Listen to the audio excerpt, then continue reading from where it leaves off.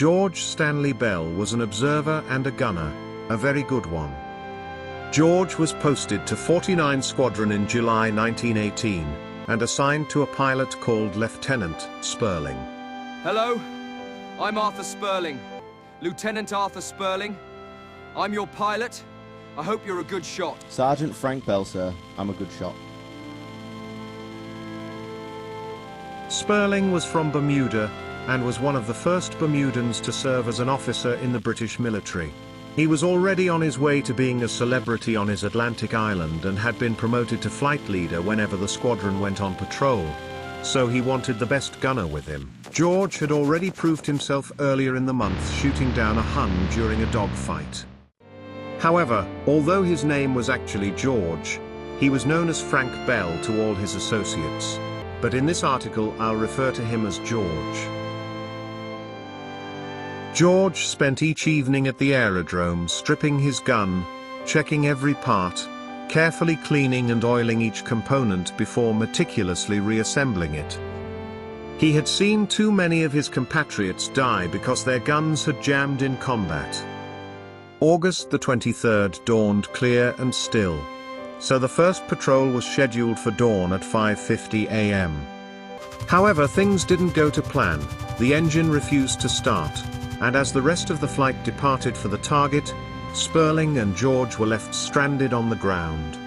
The flight was logged off at 6:30 a.m., with George writing in his logbook, "Washed out, dud engine." Spurling spent the rest of the morning with the mechanics trying to get the engine running reliably. Meanwhile, the first raid had returned and was preparing to go for a second time. Thinking he was going to get away with going on the second raid, George began to relax a little, and contemplate the real meaning of this day. August the 23rd, 1918. It's my 21st birthday, but no one knows. He was officially a man. If he wasn't already a man, then what on earth was he doing in the middle of all this? He laughed to himself. Anyway, everyone else thought he was older because he had added a year to his age and changed his name when he had signed up aged just 17.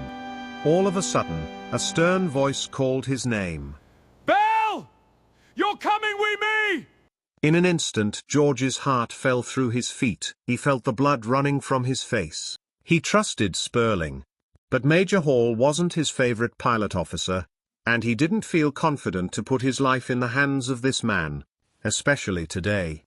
He began to sweat and shake. He couldn't forget what had happened just a few days earlier. Another pilot officer, who had heard how good a shot George was, had also called for him. Bell, come with me. He had no choice but to follow orders. But as they were walking towards the aircraft, Spurling arrived and called sternly to George. Where the hell are you going? He replied, With this officer, sir! Spurling shouted. Like hell you are! Get back inside! Spurling called to the officer. Find someone else! The other officer seemed flustered and in a hurry, and by now he had lost all his patience. He shouted to another gunner. Right, you! Come with me! The officer stormed off and headed for his machine. Then he opened the throttle, and without even turning the aircraft into the wind, headed out across the airfield. He hauled the plane off the ground very quickly and started to climb steeply. At about 100 feet the plane stalled. The aircraft fell to the ground, killing them both.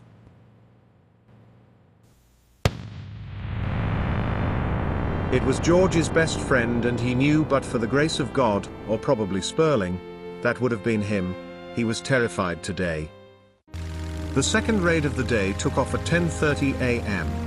Not only was he in a different machine, with a different pilot, it wasn't even the gun he had meticulously stripped and cleaned the previous night.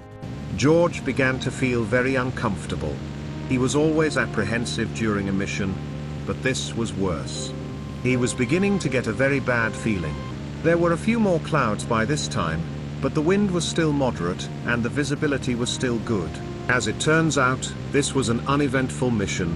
They arrived back at base about 2.5 hours later, at about 1 p.m., after dropping their bombs on Valenciennes Junction. But for George it had already been a very long day.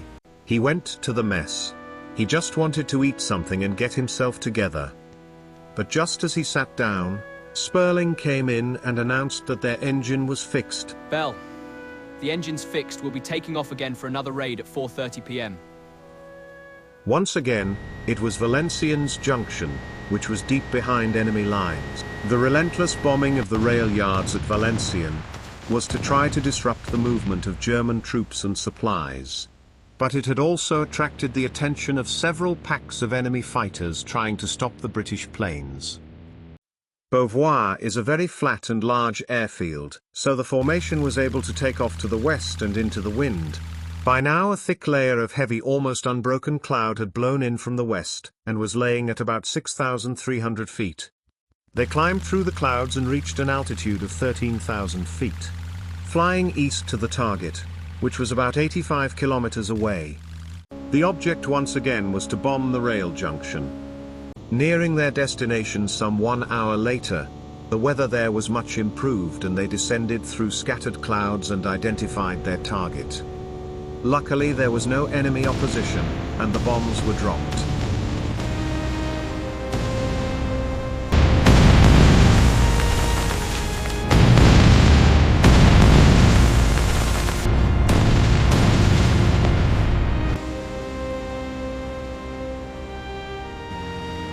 Following the raid, all the aircraft turned west and began to climb above the clouds for the return flight to their own airfield near the small hamlet of Beauvoir. It is most likely that the strength of the wind had significantly increased as the afternoon went on, and flying against this wind was taking far longer than expected.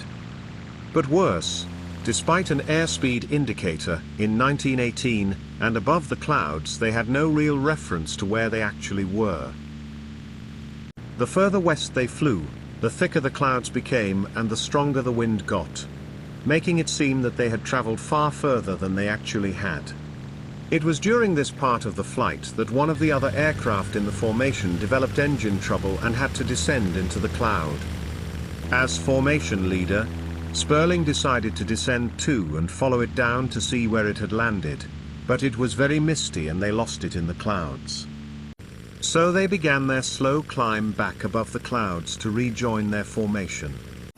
But when they broke into the early evening sunshine, there was no sign of any other aircraft, and they realized they had lost their own formation too. So once again they descended to just below the cloud base. According to the log, they flew around for about half an hour looking for a suitable place to land without realizing they were still only about halfway back to their base at Beauvoir. Through the mist and murk they spotted an aerodrome, and they were convinced they were over their own lines by now. As they slowed down and descended to land, they were suddenly attacked by a scout. Sperling was surprised at the audacity of the German pilot attacking them so close to an Allied airfield.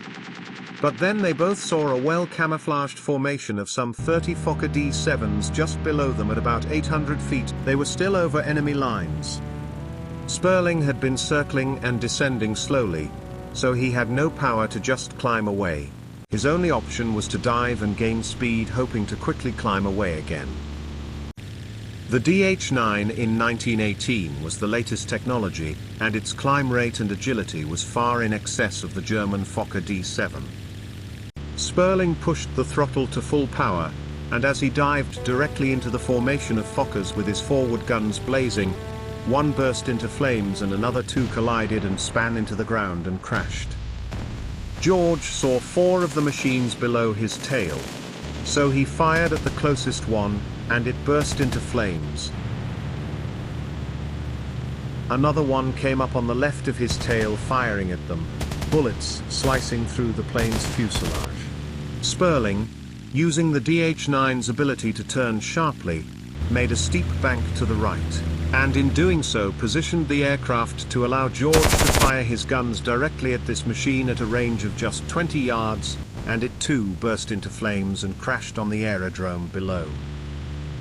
The DH-9 was climbing rapidly. 3 of the enemy aircraft gave chase, but their climb rate was no match for this aircraft, now without its bomb load. So Sperling quickly climbed away and they escaped.